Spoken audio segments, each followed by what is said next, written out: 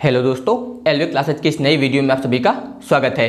तो स्थिर वैद्युत विभव तथा धारिता के इस लेक्चर में आज हम लोग समांतर प्लेट संधारित्र की धारिता के बारे में पढ़ेंगे, यानी कि समांतर प्लेट संधारित्र की धारिता का निर्धारण कैसे किया जाता है और समांतर प्लेट संधारित्र की धारिता कितनी होती है। तो इसके लिए पहले आप ध्यान दीजिए समांतर प्लेट संधारित्र किसे कहते हैं।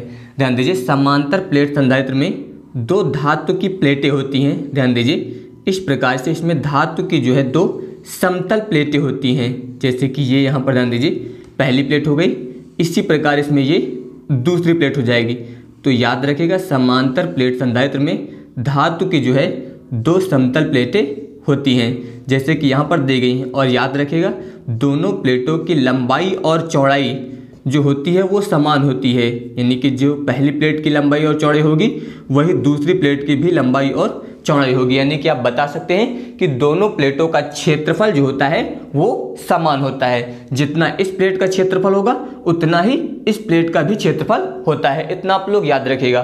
तो यहाँ पर ये दोनों धातु की प्लेटें हैं और ये एक दूसरे से कुछ दूरी पर रखी होती हैं और समांतर क्रम में रखी होती हैं, तो इनको बोलते हैं समांतर प्लेट संधारित्र। अब ध्यान दीजिए यहाँ पर जो समांतर प्लेट संधारित्र है, यहाँ पर इनकी प्लेटों के बीच में जो है वायु या फिर कोई परावैद्युत पदार्थ भरा हो सकता है। ध्यान दीजिए यहाँ पर समांतर प्लेटों के बीच जो है वायु हो सकती है या फिर कोई परावैद्युत पदार्थ भरा गया है। तो अब ध्यान दीजिए यहाँ पर ये समांतर प्लेट संधारित्र हैं, इनके बीच की दूरी हम लोग मान लेते हैं यहाँ पर d है। ध्यान दीजिए इन प्लेटों के बीच की दूरी कितनी मान ली गई, d। इसके अलावा ध्यान दीजिए यहाँ पर जो ये पहली प्लेट दी गई है, जब इसे हम लोग आवेशित करेंगे, यानी कि जब पहली प्लेट को यहाँ पर धन आवेश दिया जाता है, जैसे कि ध्यान दीजिए इस प्लेट को जब हम लोग आवेशित करेंगे प्लस आवेश देंगे, इस प्रकार से यहाँ पर जो आवेश दिया गया वो Q परिमाण का धनावेश इसको दिया गया है। तो जब इस प्लेट को धनावेश दिया जाएगा तो इसके सामने वाली जो प्लेट होती है उस पर प्रेरण के कारण जो है भीतरी तल पर माइनस, ध्यान दीजिए इस प्रकार से भीतरी तल पर जो है माइनस आवेश, और इसके अलावा जो बाहर वाला तल होगा उस पर धन आवेश उत्पन्न होता है। लेकिन यहाँ पर हम लोग इस प्लेट को जो है जमीन से यानी कि भू संपर्कित कर देते हैं।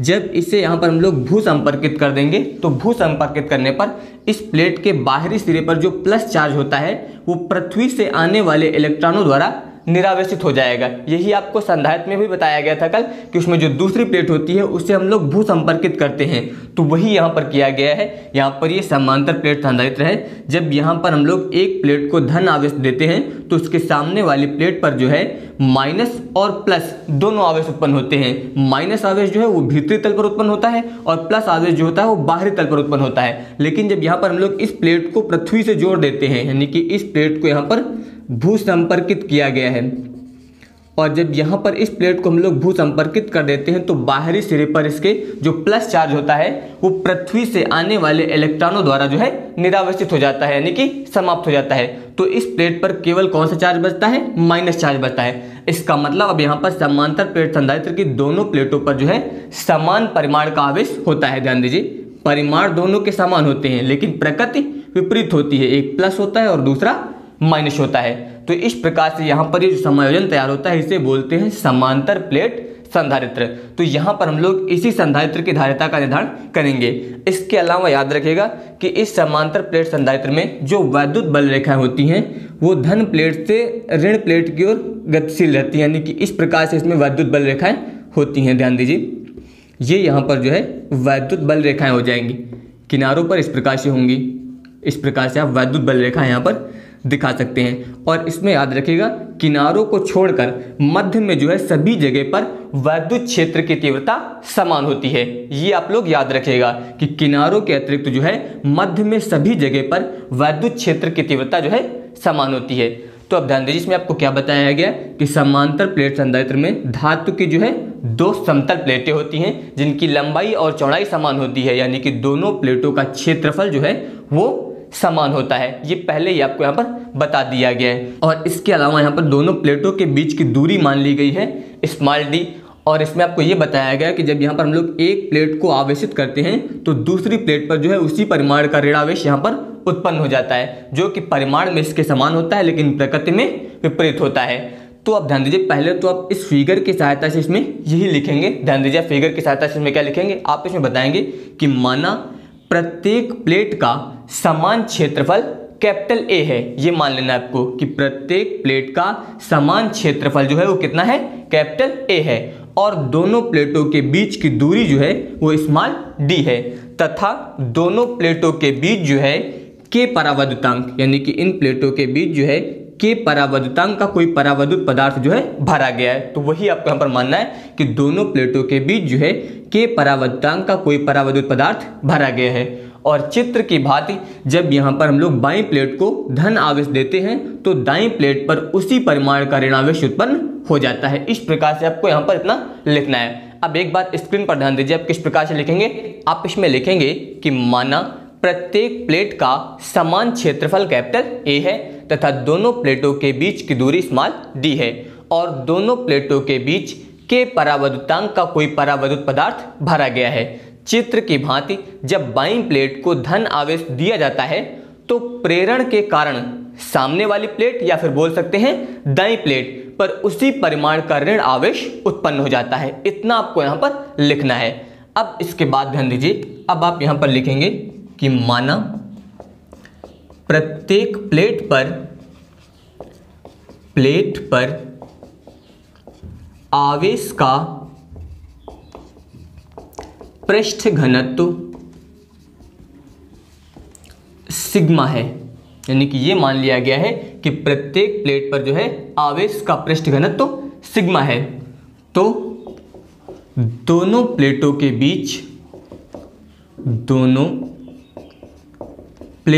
बीच प्रत्येक बिंदु पर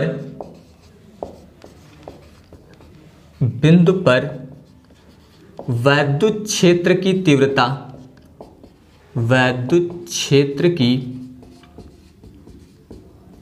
तीव्रता, और आपको पहले ही बताया गया कि प्लेटों के बीच जो है सभी जगह पर वैद्युत क्षेत्र की तीव्रता समान होती है। तो आप ध्यान दीजिए, अब यहाँ पर हम लोग वैद्युत क्षेत्र की तीव्रता ज्ञात करेंगे तो इसका सूत्र होता है E बराबर सिग्मा बटे के एप्सिलॉन नॉट, इतना हो जाएगा। इसको चाहे तो आप समीकरण नंबर 1 मान लीजिए। अब इसके बाद यदि दोनों प्लेटों के बीच का विभवांतर V हो, यानी कि यहाँ पर लिखेंगे कि यदि दोनों प्लेटों के बीच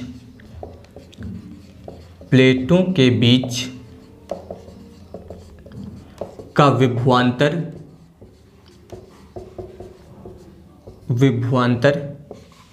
कैपिटल V है तो वैद्युत क्षेत्र की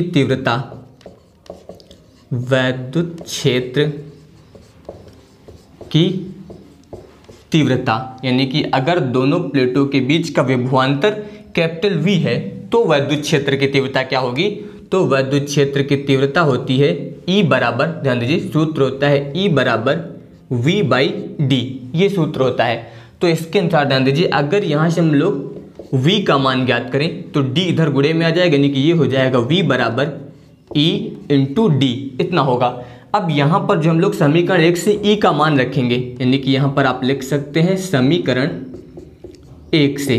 अब ध्यान दीजिए, ये हो जाएगा फिर V बराबर E का मान यहाँ से रखेंगे सिग्मा बटे यहाँ पर दिया गया है के एप्सिलॉन नॉट, इतना हो जाएगा E का मान, और इंटू यहाँ पर दिया गया है D। इस प्रकार से ये इतना हो गया, यानी कि V बराबर आ गया सिग्मा बटे के एप्सिलॉन नॉट इंटू डी। इसके अलावा आप ध्यान दीजिए, आपको एक सूत्र बताया गया है, ध्यान दीजिए सूत्र होता है सिग्मा बराबर आवेश बटे क्षेत्रफल। ये सूत्र है, पृष्ठ घनत्व बराबर होता है आवेश बटे क्षेत्रफल। तो सिग्मा की जगह पे हम लोग ये वाला मान रखेंगे। तो अब ध्यान दीजिए, V बराबर सिग्मा की जगह पे जब ये वाला मान रखा जाएगा तो यहाँ पर आ जाएगा Q और बटे में आएगा A और इंटू में यहाँ पर दिया गया D, ध्यान दीजिए K, इसके अलावा A एप्सिलॉन नॉट, ध्यान दीजिए K एप्सिलॉन नॉट ये पहले से दिया गया था, A यहाँ पर ये वाला लिखा गया है Q बाई A, ये मान जो है सिग्मा की जगह पे हो जाएगा। तो ये इतना हो जाएगा। अब आप लिखेंगे यहाँ पर अतः संधारित्र की धारिता, या फिर चाहे तो आप यहाँ पर लिख सकते हैं समांतर प्लेट संधारित्र की धारिता। तो ध्यान दीजिए धारिता का सूत्र आपको बताया गया C बराबर Q/V, ये आपको बताया जा चुका है। तो अब ध्यान दीजिए, अब जब यहाँ पर हम लोग V का मान रखेंगे ये वाला, तो ध्यान दीजिए यहाँ पर ये होगा C बराबर Q बटे में V का मान ये वाला रखना है, तो Q इंटू D इतना है, और इसके बाद बटे में दिया गया है K A एप्सिलॉन नॉट इतना है। तो अब ध्यान दीजिए यहाँ पर जो है Q से Q कट जाएगा, और जब Q से Q कट जाएगा तो ये वाली संख्या पलट के ऊपर जाएगी, यानी कि ध्यान दीजिए यहाँ से जब आप C का मान लिखेंगे तो ये संख्या पलट के ऊपर जाएगी, यानी कि K A एप्सिलॉन नॉट और बटे में यहाँ पर हो जाएगा D। तो ये मान इतना आ गया, यानी कि ये जो है यहाँ पर समांतर प्लेट संधारित्र की धारिता का सूत्र हो जाएगा। इससे आप ऐसा लिख सकते हैं या फिर चाहे तो ऐसा लिख दीजिए, यानी कि C बराबर K एप्सिलॉन नॉट A और बटे में यहाँ पर लिख सकते हैं D, यानी कि ध्यान दीजिए इस प्रकार से भी लिख सकते हैं K एप्सिलॉन नॉट A बटे D। यहाँ पर ये दोनों जो है नियतांक हो जाएंगे। तो इस प्रकार से यहाँ पर जो है हम लोग समांतर प्लेट संधारित्र की धारिता का सूत्र ज्ञात करेंगे। अब इसके बाद ध्यान दीजिए, अगर यहाँ पर प्लेटों के बीच जो परावैद्युत पदार्थ भरा गया था उसकी जगह पर वायु या निर्वात हो, यानी कि ध्यान दीजिए यहाँ पर लिखेंगे यदि प्लेटों के बीच का माध्यम वायु या निर्वात हो, तो ध्यान दीजिए यहाँ पर जो K था, अब यहाँ पर K का मान फिर हो जाएगा 1, यानी कि वायु या निर्वात के लिए K का मान होता है 1। तो फिर ध्यान दीजिए फिर यही सूत्र अब लिखा जाएगा यहाँ पर C नॉट बराबर epsilon not A by D। अब ध्यान दीजिए यहाँ पर हो गया epsilon not A by D, K का मान हो गया 1, और यहाँ पर वायु या निर्वात में जो समांतर प्लेट संधारित्र की धारिता होती है इसे लिखते हैं हम लोग C नॉट से। अब ध्यान दीजिए यहाँ पर अगर इन दोनों को हल कर दिया जाए, ध्यान दीजिए यानी कि यहाँ पर हम लोग अगर इससे इसको भाग कर दें, तो अब ध्यान दीजिए अगर भाग करेंगे तो बाईं तरफ आएगा C बटे C नॉट इतना आएगा। जब दाईं तरफ भाग करेंगे तो इधर दिया गया है ध्यान दीजिए K epsilon not A by D। इससे जब भाग करेंगे तो ये पलट के ऊपर जाएगा, यानी कि D एप्सिलॉन नॉट A, इससे ये कट जाएगा, D से D कट जाएगा, तो यहाँ पर आएगा C बटे C नॉट बराबर K। ये आपको पहले भी बताया जा चुका है कि C बटे C नॉट बराबर K होता है। तो अब यहाँ पर ध्यान दीजिए, यहाँ से अगर हम लोग C ज्ञात करें तो इसका मतलब इसे आप ऐसा लिख सकते हैं K, ये इधर गुणे में आ जाएगा C नॉट। तो अब ध्यान दीजिए यहाँ पर है C नॉट और यहाँ पर है C नॉट का मतलब यहाँ पर जब प्लेटों के बीच वायु की निर्वात होगी तब की धारिता, तो यानी कि आप बता सकते हैं यहाँ पर कि प्लेटों के बीच जो है निर्वात के स्थान पर K परावैद्युतांक पदार्थ होने पर जो संधारित्र की धारिता होती है वो K गुना हो जाती है। याद रखिएगा, आप इसमें लिख भी सकते हैं कि प्लेटों के बीच वायु या निर्वात के स्थान पर परावैद्युत पदार्थ होने पर संधारित्र की धारिता K गुना होती है, ये आप लिख सकते हैं। तो वही यहाँ पर ध्यान दीजिए सूत्र के अनुसार लिखा गया है कि अतः प्लेटों के बीच निर्वात के स्थान पर परावैद्युत माध्यम होने पर संधारित्र की धारिता जो है वो K गुना बढ़ जाती है। इस प्रकार से आप यहाँ पर लिख सकते हैं।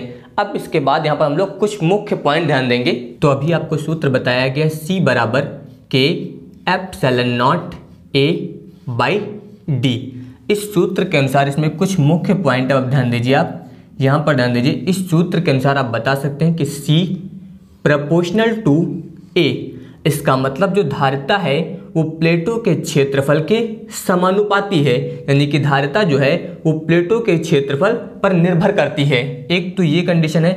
दूसरी कंडीशन ध्यान दीजिए यहाँ पर इस सूत्र के अनुसार C proportional to 1/D, D यानी कि दूरी जो है बटे में लिखी है, इसलिए यहाँ पर 1/D यूज किया जाएगा, यानी कि धारिता जो है वो प्लेटों के बीच की दूरी के व्युत्क्रमानुपाती है। इसके अलावा तीसरी कंडीशन ध्यान दीजिए, यहाँ पर C प्रोपोर्शनल टू K, यानी कि जो धारिता है वो यहाँ पर माध्यम के परावैद्युतांक पर निर्भर कर रही है, यानी कि परावैद्युतांक के समानुपाती है, क्योंकि इससे क्वेश्चन पेपर में आता है कि समांतर प्लेट संधारित्र की धारिता किन किन घटकों पर निर्भर करती है। या फिर यहाँ पर क्वेश्चन ये आ सकता है कि समांतर प्लेट संधारित्र की धारिता को प्रभावित करने वाले कारकों के बारे में बताइए। तो यहाँ पर ध्यान दीजिए, समांतर प्लेट संधारित्र की धारिता जो है पहले तो क्षेत्रफल पर निर्भर है, यानी कि क्षेत्रफल के समानुपाती है। यहाँ पर जब प्लेटों का क्षेत्रफल बढ़ेगा तो संधारित्र की धारिता बढ़ेगी, अगर प्लेटों का क्षेत्रफल कम किया जाएगा तो संधारित्र की धारिता कम हो जाएगी, क्योंकि धारिता जो है वो क्षेत्रफल पर निर्भर है। यानी कि धारिता को बढ़ाने के लिए यहाँ पर समांतर प्लेट संधारित्र की प्लेटों का क्षेत्रफल आपको बढ़ाना होगा। याद रखिएगा कि धारिता बढ़ाने के लिए प्लेटों का क्षेत्रफल जो है वो बढ़ाना होगा। इसके अलावा इसके अनुसार ध्यान दीजिए, C प्रोपोर्शनल टू 1/d, इसका मतलब धारिता जो है वो दूरी के व्युत्क्रमानुपाती है। अगर प्लेटों के बीच की दूरी आप बढ़ाएंगे तो दूरी बढ़ाने पर वहां पर धारिता का मान जो है वो घटेगा, यानी कि धारिता जो है कम हो जाएगी। तो इसका मतलब धारिता बढ़ाने के लिए प्लेटों के बीच की दूरी को कम करना होगा, यानी कि वहां पर दोनों प्लेटों को जो है समीप रखना होगा। इसके अलावा तीसरी कंडीशन ध्यान दीजिए, C प्रोपोर्शनल टू K, इसका मतलब धारिता जो है वो माध्यम के परावर्तनांक पर निर्भर है। यानी कि धारिता बढ़ाने के लिए यहाँ पर आपको ऐसे परावैद्युत पदार्थ का प्रयोग करना है जिसका परावर्तनांक जो है सबसे ज्यादा हो। तो ये आप लोग याद रखिएगा, और आप चाहें तो इन सभी पॉइंट को नोट कर सकते हैं, क्योंकि ये सभी जो है बहुत ही महत्वपूर्ण है। एक बार फिर से ध्यान दीजिए आपको किस प्रकार से लिखना है। आप इसमें बताएंगे कि समांतर प्लेट संधारित्र की धारिता जो है वो प्लेटों के क्षेत्रफल के समानुपाती होती है, यानी कि धारिता जो है वो प्लेटों के क्षेत्रफल पर निर्भर करती है। धारिता को बढ़ाने के लिए समांतर प्लेट संधारित्र की प्लेटों का क्षेत्रफल जो है वो बढ़ाना होगा। इस प्रकार से आप यहाँ पर लिखेंगे कि धारिता को बढ़ाने के लिए प्लेटों के क्षेत्रफल को बढ़ाना होगा। इसके अलावा आप इसमें बताएंगे कि संधारित्र की जो धारिता है वो प्लेटों के बीच की दूरी के व्युत्क्रमानुपाती होती है, यानी कि धारिता को बढ़ाने के लिए प्लेटों के बीच की दूरी को कम करना होगा, यानी कि प्लेटों को समीप रखना होगा। इसके अलावा ध्यान दीजिए, C प्रोपोर्शनल टू K, इसका मतलब धारिता जो है वो परावैद्युतांक के समानुपाती है, या फिर बोल सकते हैं परावैद्युतांक पर निर्भर कर रही है। यानी कि धारिता को बढ़ाने के लिए प्लेटों के बीच जो है ऐसे परावैद्युत पदार्थ का प्रयोग करना है जिसका परावैद्युतांक जो है ज्यादा हो। तो इस प्रकार से आपको यहाँ पर इसके बारे में लिखना है। इसके अलावा जो अगला नेक्स्ट टॉपिक होगा वो भी इसी प्रकार से है, यानी कि यहाँ पर हम लोगों ने पढ़ा है समांतर प्लेट संधारित्र की धारिता, जिसमें यहाँ पर प्लेटों के बीच पूर्णतः परावैद्युत पदार्थ जो है भरा गया था। लेकिन जो नेक्स्ट टॉपिक होगा वहां पर परावैद्युत पदार्थ जो है वो आंशिक रूप से भरा जाएगा। बाकी वहां पर भी आपको समांतर प्लेट संधारित्र की धारिता का निर्धारण करना है, केवल वहां पर परावैद्युत पदार्थ जो है वो आंशिक रूप से होगा। तो वो टॉपिक मैं आप लोगों को नेक्स्ट वीडियो में बताऊंगा। अगर आप सभी को ये वीडियो पसंद आया हो तो इस वीडियो को लाइक, शेयर और चैनल को सब्सक्राइब जरूर करिएगा। धन्यवाद।